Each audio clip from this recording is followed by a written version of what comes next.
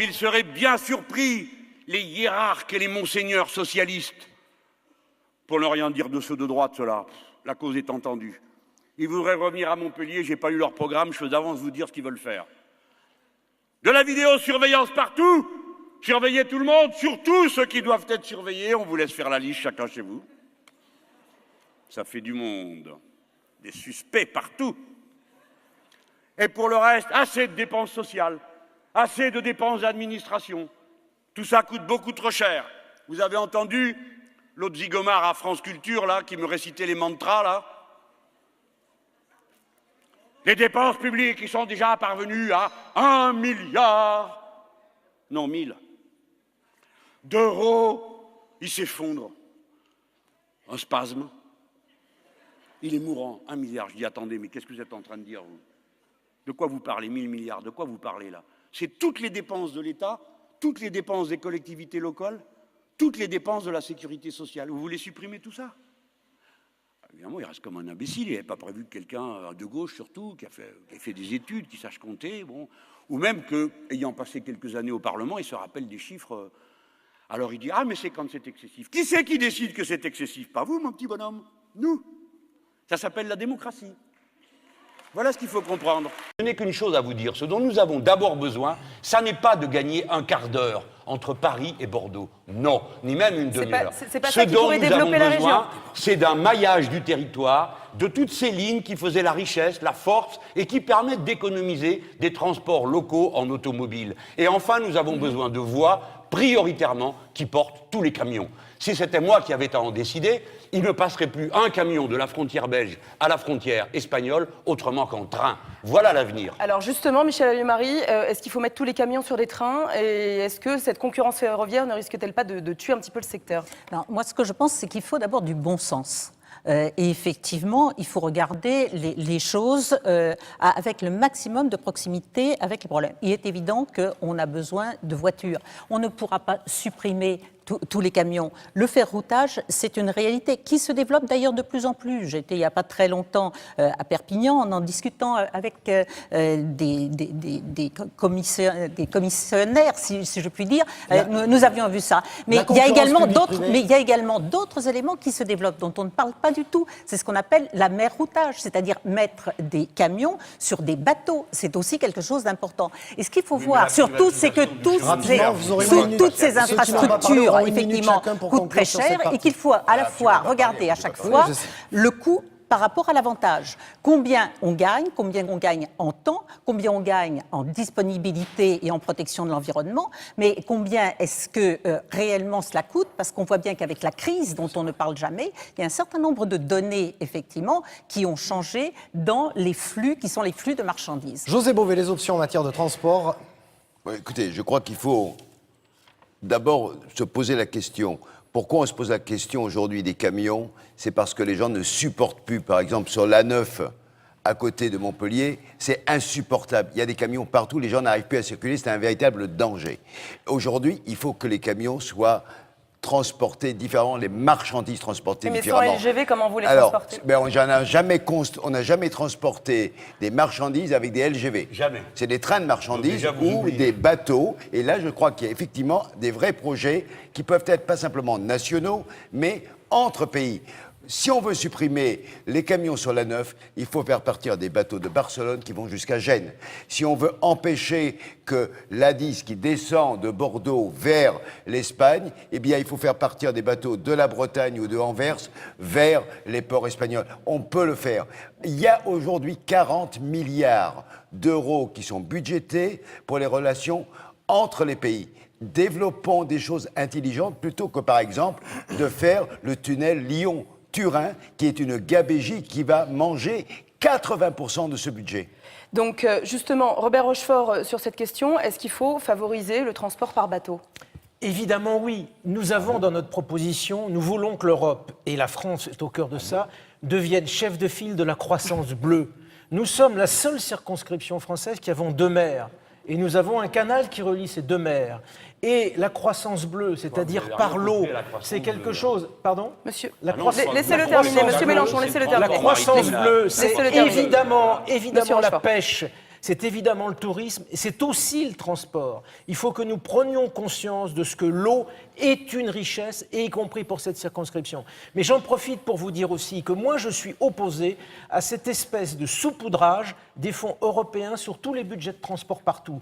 Quand je vois qu'on utilise, par exemple, des fonds européens pour passer à une troisième voie autoroutière sur quelques kilomètres, je dis que ça n'a pas de sens. Je voudrais que dans le domaine des transports, ce qui est du ressort du local soit décidé par le local. Je ne veux pas que ce soit l'Europe qui s'occupe des itinéraires et des choses qui sont locales. Et en revanche, oui, alors là, en tant qu'Européen, je trouve que l'Europe devrait plus s'investir sur, et c'est pas un hasard, les tronçons qui nous manquent, qui sont la plupart du temps les tronçons entre les pays, parce que c'est vrai que chaque pays résonne dans la couverture à ce niveau-là, mais pas dans l'interconnexion entre les pays. Merci Robert Rochefort. Transport et territoire à l'instant. La transition est toute trouvée. Pour parler environnement et agriculture, nous ouvrons à présent le dernier chapitre de cette émission avec là encore une question centrale, messieurs, dames. L'Europe aide-t-elle nos paysans ? Préserve-t-elle nos terroirs ou au contraire les livre-t-elle à la mondialisation ? Et plus largement, Patrick, va-t-on manger du poulet à la javel importé des États-Unis ou plus largement du bœuf aux hormones ? Je vous vois sourire. Monsieur Mélenchon, on va enfin en parler. Donc ce sont les questions qui se posent au sujet du traité de libre-échange que négocient actuellement l'Europe et les États-Unis. Alors, je vais y aller franco. José Bové, est-ce que ce traité menace les consommateurs et les agriculteurs français ? Alors écoutez, je pense, là il faut dire les choses très clairement. Oui. Aujourd'hui, on a un véritable problème. C'est-à-dire que l'ouverture des frontières sur la question agricole, on n'en parle pas assez souvent. D'abord sur les questions tarifaires, c'est-à-dire les droits de douane d'entrée. Aujourd'hui, l'Europe est plus qu'autosuffisante en viande bovine. Dans ce projet d'accord, comme avec celui avec le Canada, comme avec celui en prévision avec le Mercosur, c'est-à-dire le sud de l'Amérique latine, on prévoit l'arrivée de 300 à 400 000 tonnes de viande bovine. Or, sans hormones ou pas, peu importe pour l'instant. Ça veut dire que on a là, une idée de la demain, masse, déjà, oui. Il n'y a plus d'élevage à l'herbe, ni dans la Montagne Noire, ni sur l'Aubrac, dans aucune des régions de notre territoire. C'est le premier problème. Le deuxième problème, c'est que l'Europe s'est battue depuis des années pour avoir des standards de production. On a interdit depuis 1989 les hormones dans l'élevage.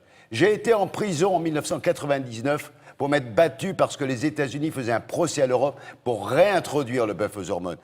On s'est battu.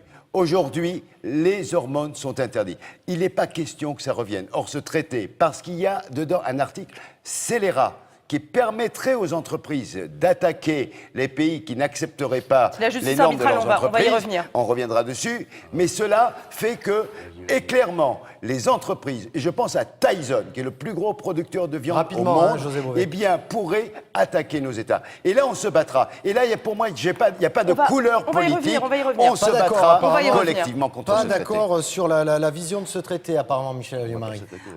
Juste quelques points. D'abord, ce traité n'est pas en cours de discussion. On en est au préalable du traité. Et deuxièmement, le Parlement européen aura de toute façon son mot à dire et nous serons très fermes, On a notamment commencé sur le 5e deux round de principes. négociation, là, Voilà. quand même. Notamment sur deux principes. Le premier principe, et qui s'applique à tout, c'est que pour nous, et pour moi, et je pense que c'est là aussi du bon sens et qu'on pourra faire partager à tous, il n'est pas question que rentrent sur le territoire européen des produits qui sont fabriqués à l'extérieur et qui ne respecteraient pas les normes, et notamment les normes sanitaires qui sont imposées à nos propres producteurs et à nos propres industriels. C'est la première des choses, c'est l'un des éléments de la réciprocité et ça me paraît tout à fait essentiel. Deuxième élément, non moins important, et effectivement, c'est celui qui consiste à dire nous ne sommes pas protectionnistes, mais nous ne devons pas être naïfs. Et l'Europe ne doit pas être naïve et ne doit pas ouvrir librement ses frontières. Notamment quand on nous demande d'ouvrir certains marchés, il est évident que nous devons demander l'ouverture équivalente des marchés à l'extérieur, parce que c'est vrai, nous sommes producteurs et très largement dans un certain nombre de domaines, et c'est vrai que nos producteurs, qu'ils soient agricoles ou industriels, ont aussi besoin sur ces et perspectives envie économiques. d'aller vendre à l'étranger. Monsieur Rochefort, est-ce que ce n'est pas une opportunité, après tout, de signer ce grand marché transatlantique ? Est-ce que ce n'est pas une Dans l'état possibilité actuel des choses, évidemment non. Je ne suis pas non plus d'accord pour qu'il y ait des experts qui remplacent des juges. Nous avons en France, en Allemagne, en Angleterre, on va y revenir une sur la tradition. Alors, justice très bien. arbitrale. Mais je voudrais dire quelque chose qui circule dans les médias depuis quelques jours et qui est quand même en partie une erreur. On nous dit ce traité est négocié dans notre dos. C'est vrai dans l'état actuel des choses. Mais nous avons été consultés au Parlement européen. Nous avons voté une résolution sur ce qui s'appelle le mandat de négociation. Et là, je voudrais simplement vous dire qu'il faut regarder qui a voté. Cette résolution, figurez-vous qu'elle a été votée par 484 députés. C'est une grosse majorité. Moi, je n'ai pas voté cette Qu'est-ce résolution. qu'elle dit clairement pour Alors, nos téléspectateurs eh bien, elle se dit qu'on est content d'avoir évacué l'audiovisuel, avec l'exception de l'audiovisuel, l'exception C'était culturelle. une demande de la Et on France. a oublié le reste. Mais je L'exception voudrais dire à culturelle Madame de Alliot-Marie cinéma. que, et d'ailleurs également à la candidate socialiste, que la majorité des députés socialistes, comme la majorité des députés de l'UMP, ont voté pour Donc ça veut dire que, cette selon résolution. vous, ils n'ont pas fait leur non, travail. mais tout ceci est public. Monsieur Proust, Madame Schmitt, qui sont les numéros 2 et 3, députés sortants sur la liste UMP, ont voté pour Pour cette ce mode résolution. de négociation, Ont c'est ce que vous voté voulez pour dire. le mandat de négociation. on confirme. Je précise le mandat de négociation. Avec également, si vous permettez, simplement Oui, une tous les chose, socialistes. la nécessité de faire un point chaque mois, Allez. à chaque Eh bien, session, moi, je dis sur l'état concrètement, d'avancement allez, des concrètement, négociations. Virginie Je dis, Rosière. attendez, Ce qui attendez, veut je vais terminer dire ma Terminez phrase. rapidement, jamais il n'y aura terminez. eu de On revient au temps de sud-ouest conférence après. sur Terminez. une S'il vous discussion. plaît, Michel Je voulais Alliot-Marie. juste dire que si on veut être vigilant, soyons vigilants dès le départ. Maintenant, la façon de crier On après a bien coup compris. me semble quand même On un a peu bien compris. hypocrite. Virginie Rosière, concrètement, ce traité transatlantique entre l'Europe et les États-Unis, quelles répercussions pour les citoyens du Sud-Ouest qui nous regardent? Alors, pour parler d'un député européen que je connais, puisqu'il est avec moi sur la liste, c'est Éric Andrieux. Lui-même n'a pas voté le mandat de négociation. Donc, les choses soient Vous claires. l'auriez voté?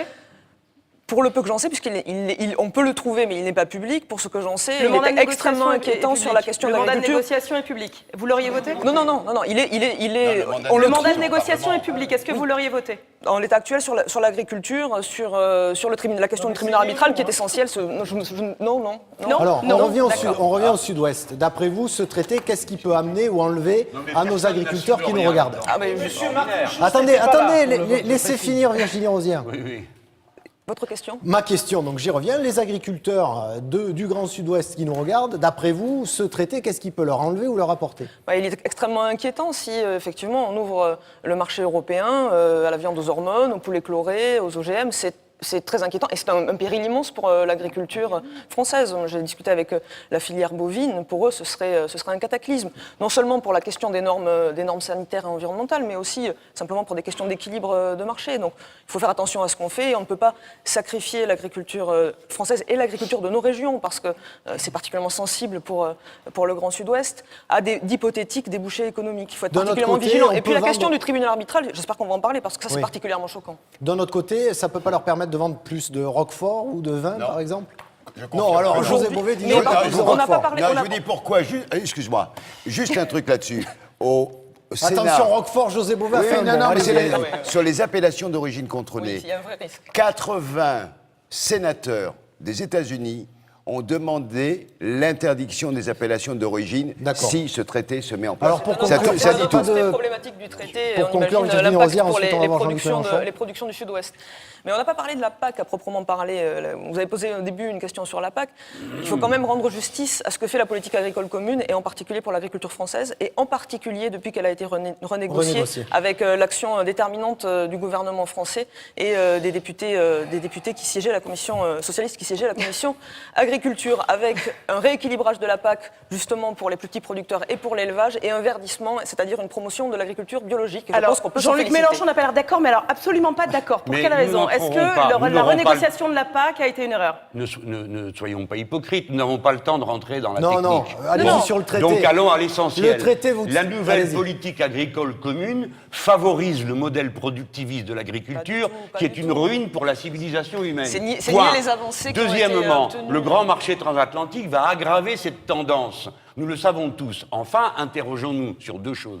Premièrement, pourquoi je suis le seul ici à avoir mis dans sa profession de foi en 2009 qu'il y avait un projet de grand marché unique transatlantique? Étais-je le seul à avoir des informations? Tout le monde les avait. La négociation a commencé en 1996. Les voici tous qui se réveillent et qui, après avoir voté tout ce qu'il fallait tout le temps sur tous les calendriers, tout d'un coup disent « Ah ben non, c'est très dangereux, etc. » Il fallait se réveiller à temps. Et maintenant, réfléchissons bien à ce qui se produit. Depuis quand est-ce un modèle de civilisation pour nous de dire que l'avenir de l'humanité, c'est le grand déménagement permanent des produits agricoles, des machines, Mais est-ce que des c'est pas personnes. une Non, solution nous pour n'avons lutter aucun contre la besoin Chine de produits nord-américains en Europe.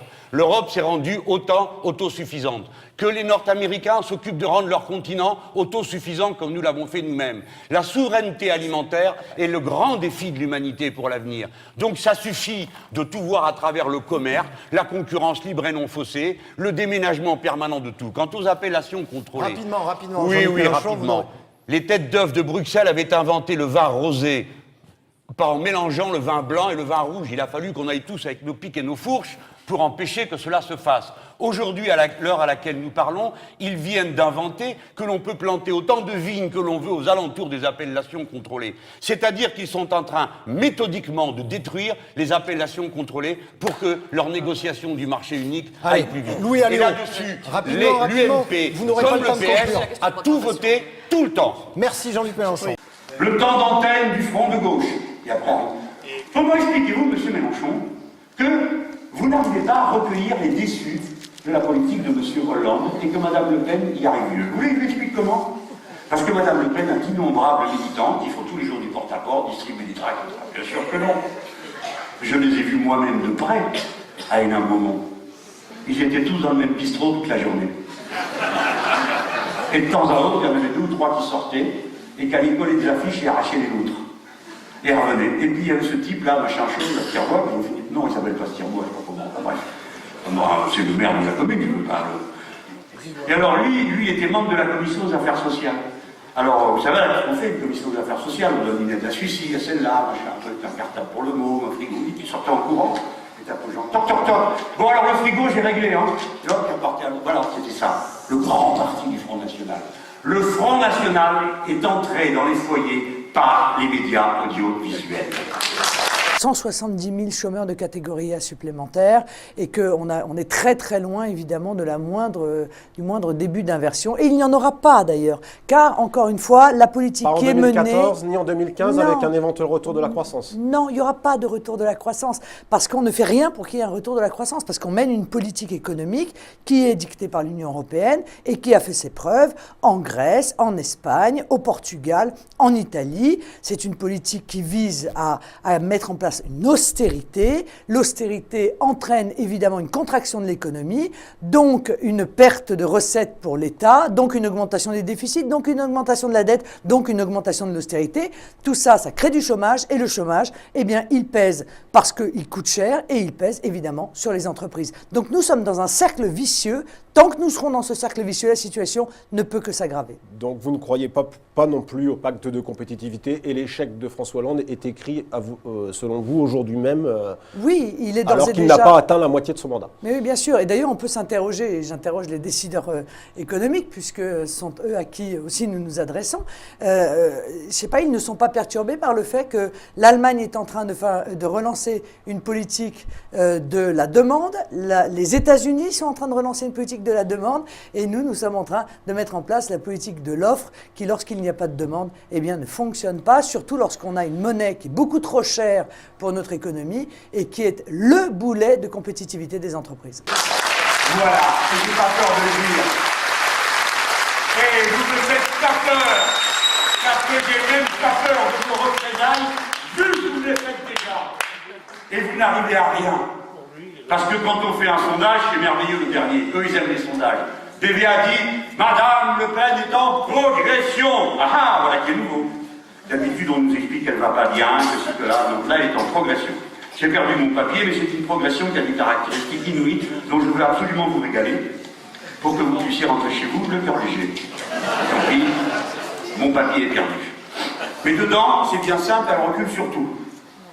C'est-à-dire que par rapport à un sondage fait il y a quelques mois, sur les mêmes sujets, qui veut voter pour Madame Le Pen aux élections présidentielles? -2. Qui n'a aucune confiance en elle? +10. Et tout comme ça. Conclusion de BVA, championne de la popularité, mais en progression. Eh bien oui, mes amis, quoi qu'il arrive, vous avez compris, laissez-les, ces marioles, s'amuser entre eux. La vérité, nous la connaissons tous. Nous savons que c'est très dur pour nous. Nous savons que c'est beaucoup plus dur d'expliquer pourquoi le financier est responsable de nos malheurs que ce pauvre diable d'immigré à qui tout le monde peut jeter une pierre. Nous savons que c'est plus dur, mais nous ne céderons jamais. Nous sommes la raison humaine. Quoi qu'il arrive, nous ne céderons pas.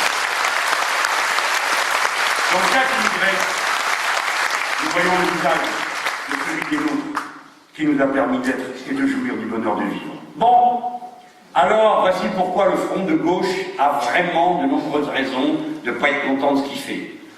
Front de gauche, chiffre du CSA entre le 14 avril et le 2 mai, je vous fais grave du coup d'avance, c'était pareil. Sur TF1, temps d'antenne sur les européennes, 0%. Pas mal, non? En progrès. Sur France 2, 4,2. On va pas dire du mal de France 2, il y a des PDA. Merci à tous ceux qui en délisent de nous envoyer cette caricature de Schulz, plutôt que lui qui est bien plus intelligent. BFM TV, 4,19% du temps pour le Front de gauche. Ouais. 15,59 pour le Front National. Oh. iTélé, 1,04 pour le Front de gauche. Ça s'arrange, non? On était à 0 la semaine d'avant. 37% pour le FN. 37%. Mais nous, hein? Radio. RMC, Europe 1, RTL, France Info. 0 minute, 0 seconde. À France Info, 25% pour le Front National, quand même. Non, mais les sujets importants, vous comprenez, seront traités, M. Mélenchon. Après. Alors, France Info, 28 avril, chronique état des lieux à mois des européennes. 5 partis mentionnés, Front National, UMP, PSE, Europe Écologie des Verts, UDI. Le Front de gauche n'est même pas mentionné, il n'existe pas. Europe 1, LCI, 2 débats, UMP, PS, FN dans l'Est et le Sud-Est. Nous ne sommes pas invités. Mais au moment où on était passé Cambadélis, parce qu'il a dit qu'il ne voulait pas y aller, parce que j'étais surexposé médiatiquement. C'est drôle l'impression que je lui fais. Hein. Si peu qu'on me voit, ça lui paraît déjà trop. Hein? Eh bien, ils peuvent se faire du souci.